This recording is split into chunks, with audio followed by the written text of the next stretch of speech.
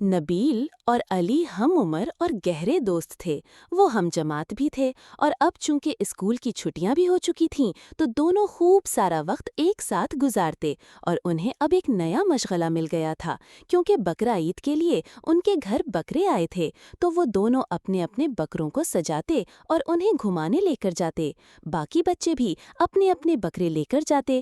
وہ سب آپس میں بکروں کی دوڑ کا مقابلہ کرتے کہ کس کا بکرا تیز دوڑتا ہے۔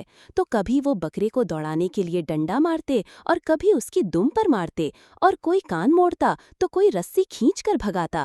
گرمی بھی بہت تھی اور انہوں نے بکروں کو دھوپ سے بچانے کے لیے کوئی مناسب انتظام بھی نہیں کر رکھا تھا، اور نہ ہی وقت پر ان کے کھانے کا خیال رکھتے، اور صفائی ستھرائی کا نظام بھی نہ ہونے کے برابر تھا۔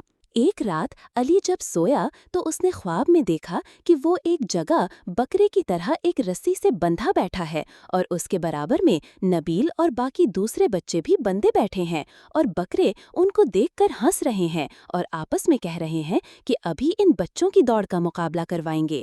اور تھوڑی دیر بعد ایک بکرا آیا اور اس نے نبیل کو کھولا، اور دوسرے بکرے نے علی کو کھولا، اور دونوں کی پیٹھ پر ایک ایک ڈنڈا مارا۔ تو علی نے بکرے سے پوچھا، یہ کیا ماجرا ہے؟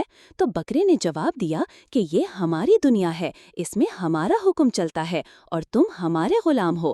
اب ہم تمہارے ساتھ وہی کریں گے جو تم ہمارے ساتھ کرتے تھے۔ اور اس کے بعد وہ بکرے انہیں دوڑانے لگے۔ علی اور نبیل چیخ رہے تھے کہ ایسا مت کرو۔ پھر اس کے بعد ان بکروں نے علی اور نبیل کو تیز دوڑانے کے لیے ان کی پیٹھ پر ڈنڈے مارے۔ وہ جب ڈنڈے مارتے تو یہ دونوں روتے جاتے اور دوبارہ ڈنڈا نہ کھانے کے ڈر سے تیز دوڑتے۔ پھر اس کے بعد ان بکروں نے علی اور نبیل کو واپس اسی گندگی میں باندھ دیا جہاں وہ کبھی ان بکروں کو باندھا کرتے تھے۔ ان دونوں کو بہت بھوک اور پیاس لگ رہی تھی۔ انہوں نے کھانا مانگا مگر بکرے کھانا کھا کر آرام کرنے جا چکے تھے، اور نبیل اور علی بھوک اور پیاس سے نڈھال چیختے رہے۔ اچانک امی نے علی کو اٹھایا اور پانی کا گلاس تھماتے ہوئے کہا کہ لو بیٹا پانی پی لو، تم نیند میں پانی پانی پکار رہے تھے۔